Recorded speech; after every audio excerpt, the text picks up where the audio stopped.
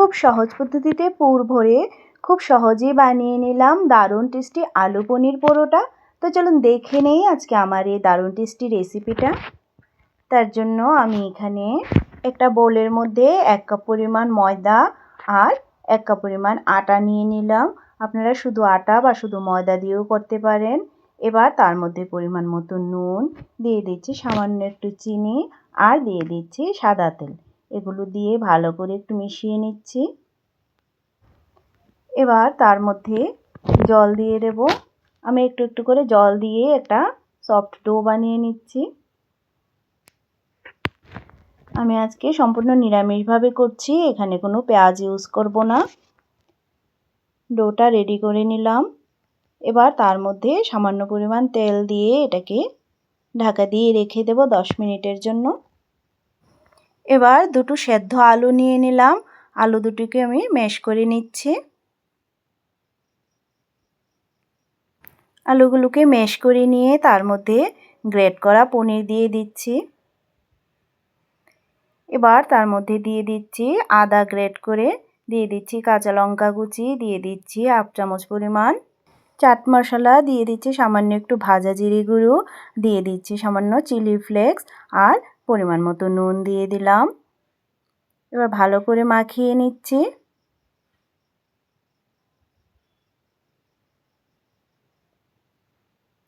সব কিছুকে ভালো করে মাখিয়ে নিলাম। এবার রুটির ডোটাকে নিয়ে আর একটু মাখিয়ে নিচ্ছি। এবার তার থেকে লেচি কেটে নেব। আপনারা রেসিপিটা স্কিপ না করে পুরো রেসিপিটা দেখুন কিভাবে সহজ পদ্ধতিতে পুর ভরে পরোটা বানানো যায়। এবার লেচিগুলোকে আমি গোল করে নিচ্ছি। এবার এগুলোকে সাইডে রেখে দিয়ে আমি রুটি বেলে নেব। উপর দিয়ে একটু ময়দা ছিটিয়ে দিয়ে রুটি বেলে নিচ্ছি।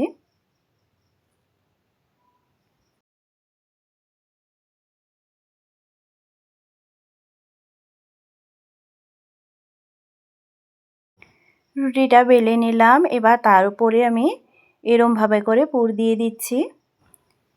এবার এটাকে এভাবে করে ফোল্ড করে নেব। এভাবে করে ফোল্ড করে নিলে আর রুটির ভেতর থেকে পুর বেরোবে না। এবার এটাকে আরেকটু ময়দা দিয়ে বেলে নেব।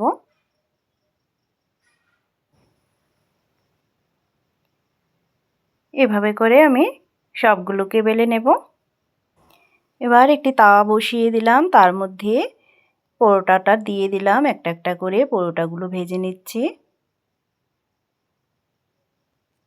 এপিট ওপিট একটু উল্টে নিয়ে তার মধ্যে আমি অল্প করে তেল দিয়ে দিচ্ছি। দেখুন কি সুন্দর ফুলে উঠছে। আমি তেল দিয়ে ভাজছি, আপনারা চাইলে ঘি দিয়েও ভাজতে পারেন। এভাবে করে লাল লাল করে ভেজে নামিয়ে নেব। এভাবে করে আমি সবগুলোকে ভেজে নিচ্ছি। তো আমার আজকের রেসিপিটা যদি আপনাদের কাছে ভালো লেগে থাকে তাহলে ভিডিওটিতে একটা লাইক করবেন। নতুন বন্ধুদের কাছে চ্যানেলটা সাবস্ক্রাইব করার অনুরোধ রইল।